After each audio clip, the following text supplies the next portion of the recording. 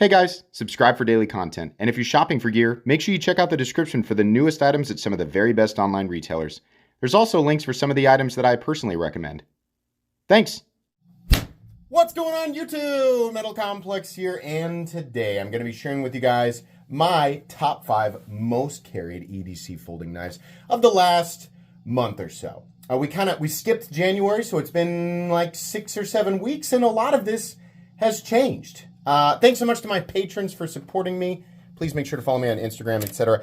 All of this stuff is available. I think, yeah, all of it's available. So I'll link it down in the description. It does help my channel when you use those things, but that's entirely up to you. Starting off here with the first one, and I kind of lied when I said everything's available because this is kind of like it will be very soon. This is the newest Maxace Black Mirror. I believe this was a release to celebrate their 10th anniversary, which you guys may have seen that unboxing already, or you may not have. But if this is not available yet, it will be available soon.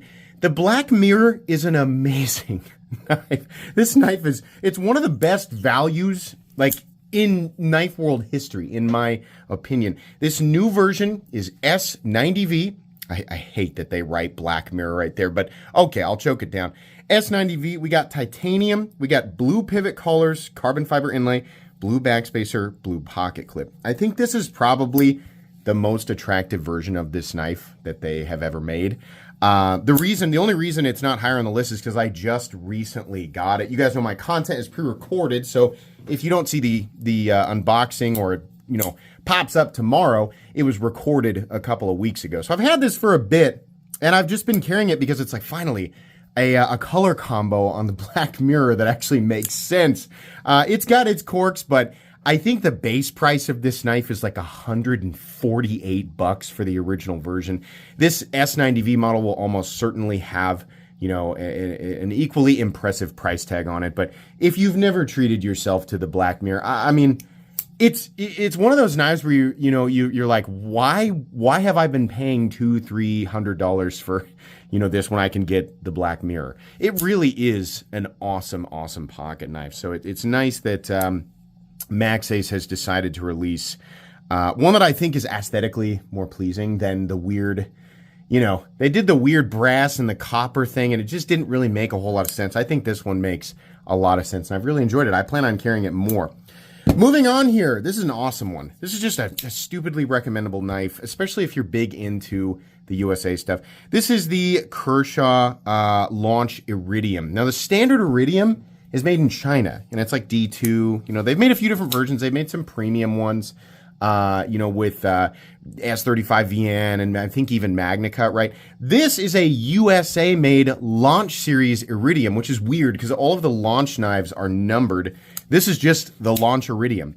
It is such a lightweight, compact knife for how much knife you're actually getting. It carries so well, and with the blade steel here being MagnaCut, it's just an awesome value. I think these are right around 170, 180. I may be slightly off there, but it's just been phenomenal. And you guys actually, informed me that Kershaw's HRC and the MagnaCut is something like 62 to 64 here.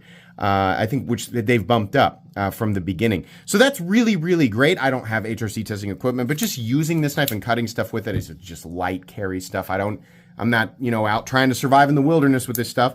It's performed very well. It's just a good, straightforward, thin geometry, automatic knife, right? Made in the USA. If you're looking for a good US auto and you don't want to break the bank, going with ProTech or Microtech, this is such a good one. Like, it's so highly recommendable. I honestly can't recommend it enough. Really cool, nice look. I hope with this being aluminum, I hope that Kershaw plans to do different colors of this. This is a great knife. It would be a good candidate, for one of those that they do like red, blue, purple, all the different colors.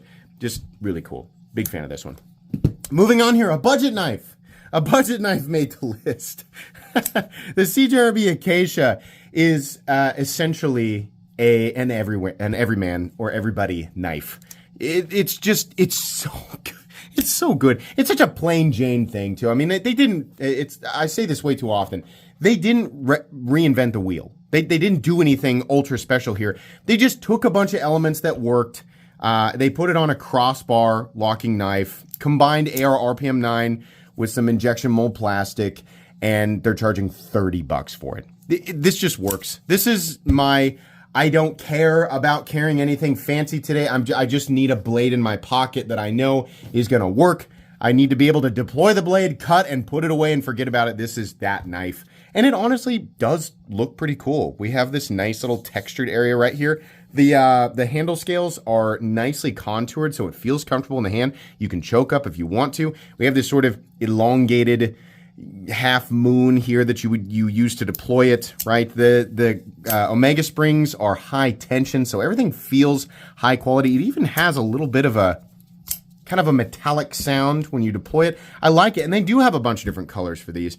This coating, the only thing that kind of sucks, and some people aren't going to care, this coating's nothing special, and it just doesn't, like the first time you cut something with it, it's just going to look perpetually dirty. That's the case with any kind of chalky DLC or PVD, which this isn't, right? It's probably closer to paint, but yeah, it's just, you look at it and you're like, so if you don't like that, if they come out with a version that's just satin, I would go for that. But this is ambidextrous, with the locking system and the mounting position for the pocket clip. The blade is nice and thin. AR RPM 9 is not a crazy performer. It's a super basic steel, essentially a spray form 9CR 18 MOV or 440B, but it's fine. It'll do the trick, and it'll be super easy to touch up. If not for you, a great gift for somebody who's not a knife person or who is a knife person. It's just a good knife. Straightforward. Moving on here, I swear, the more I carry and use this thing, the more I'm like, was this like secretly made for me? I know that it's not. But the We Knives Heavin XL is the knife that I'm like, I want to carry something that's like me specific and that, gives me the warm, good feels every time I reach into my pocket. This knife it's a love note I feel like to me and my specific wants when it comes to a pocket knife. Now, I think it looks cool, right? So not everybody's going to think it looks cool, but number one, I love a good forward choil. I love it even more when it has a perfectly complementary position for your thumb. I don't use the knife in this grip very often. I just sit there and go, oh yeah, that's so nice. Like the first time I have to do some little detailed little, task that requires doing this with like a piece of wood or something, I'm just gonna be like, oh yes, it's so comfortable. It's such a stupid thing.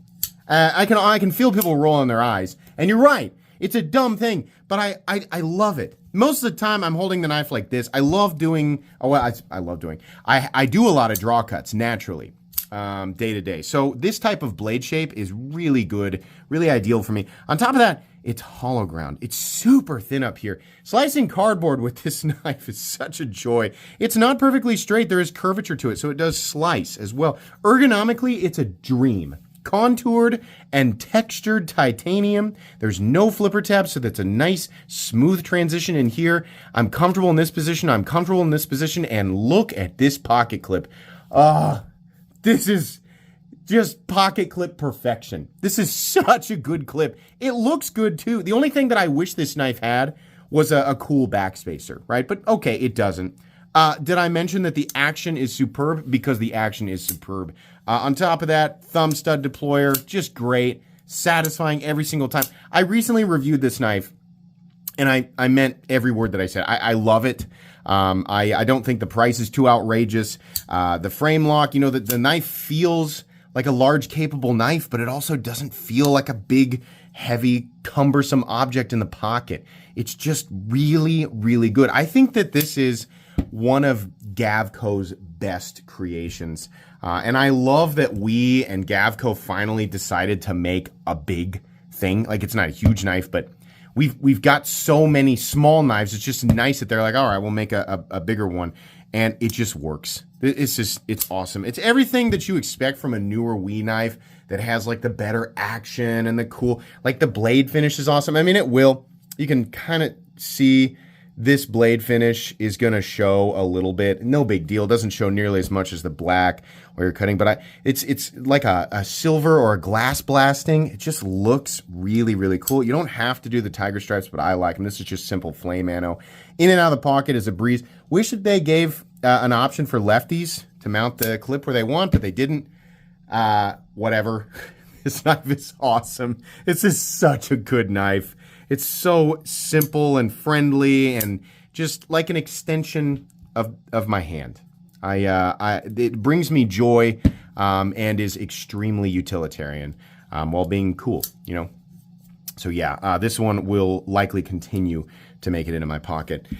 And then moving on here, number one, I know you guys expect me to say Excalibur, and you'd be right. I mean, my own knife is a knife that makes it in my pocket all the time. But as I said in previous episodes, I'm not just going to keep doing this top 5 most carried and just have Excalibur be at the top. Like it is. The truth is it's in my pocket all the time. But I'm a reviewer, and I want you guys to know what I am legitimately reaching for outside of Excalibur. And this will also come as no surprise. But the number one knife besides Excalibur that is making it into my pocket is the Demko Shark Cub. This is such a stupidly perfect pocket knife. It's almost irritating. This creates kind of a funny situation with me. I reach for this and I'm like, I want to reach for something else, but I just keep wanting this. It is thin, it is compact, it is lightweight, it is strong, it's durable, it's got the fidget factor, it's got the convenience element. The ergonomics are essentially perfect. The only thing that I want is for Demko to just do some freaking contoured scales, right? I mean, they do it on the cheap version, which is fine. Give me some contoured aluminum or titanium and make it, just take it all the way. Take it all the way. Ambidextrous locking system, if you're not familiar with the Shark Lock, this is the guy, Demko, Andrew Demko is the guy who invented the triad lock. This is essentially a triad lock that is just easier to use. It's faster, it's more convenient, right? So you have this incredible strength in this little thin knife. By the way, they do their 20 CV 60 to 61, so that's great. You can see here it kind of has that same finish on it that is this is DLC, but it's the same kind of thing as the Acacia. It's just going to show wear. I don't really care. Kind of has this like military gray green finish on the scales. It just looks awesome. I love how this looks, but when I set this knife down, sometimes I lose it because it blends into like everything. So that, you know, if Demko, I think you need to make some brighter colors. Like I'll buy one of these if you do like a red aluminum, you know, but the Shark Cub is essentially the ultimate EDC pocket knife, and it's going to take a lot to get this out of my pocket. This has been in the #1 spot on this list for so long. I mean, this and Excalibur are absolutely dominating my pockets, but Excalibur is a big knife, and I love it, but it's not something that I can always carry. Just given whatever I'm doing. So if I am in a situation, especially if I'm wearing dress pants, a lot of times I'm just going to go for this one because it's thinner and it just makes more sense. This is truly wonderful. And by the way, if you're asking, you know, hey, I own, you can tell this was previously my most carried knife was the AD 20.5. Is it worth, if I have the AD 20.5, is it worth going for the Shark Cub? I think the Shark Cub is superior to the AD 20.5 in every single way. I think they're both great, and if you don't want to upgrade or, you know, buy it alongside your 20.5, I think that's fine because this is also one of the best pocket knives ever created. But the, you know, while I think the 20.5 has definitely earned its evergreen status, the Shark Cub is also evergreen status. It's a must-have. You know, it's an expensive knife though. If you want to go with the premium one. So, if you're on a budget, is it worth going with the plastic one with the AUS 10A steel? Yes, it is a little overpriced, but it is a phenomenal pocket knife. I highly recommend this knife in any form, premium or basic. It is essentially a perfect EDC knife. that's going to be it today, guys. We'll go back over these again. We'll let Excalibur hang out, sure. But we have the Demko AD 20.5. We have the Wii and Gavco Heavin XL. We have the CJRB Acacia, wonderful, for the price. We have the Kershaw Launch Iridium, USA made. And we have the new, what I assume is the 10-year anniversary version of the Maxace Black Mirror. I don't know exactly when this will be available, but I know it will be. So that's it. That's what I've been carrying, guys. We'll see ya in 1 to 2 more months for this series. You'll see me tomorrow on YouTube. But as far as this series goes, yeah, I don't know why I'm drawing this part out as if it's a really complicated thing that you can't understand. But here we are, being weird. Please make sure to follow me on Instagram at metal_complex. If you enjoyed this video, leave a like. If you'd like to check out my other content, I do, of course, have lots of videos of knives that are either expensive or inexpensive that I do or don't like, so check those out. And if you enjoy all my content, go ahead and click on that Metal Complex logo right there and subscribe because there's definitely more coming. Thanks again for watching, everybody, and have a great day.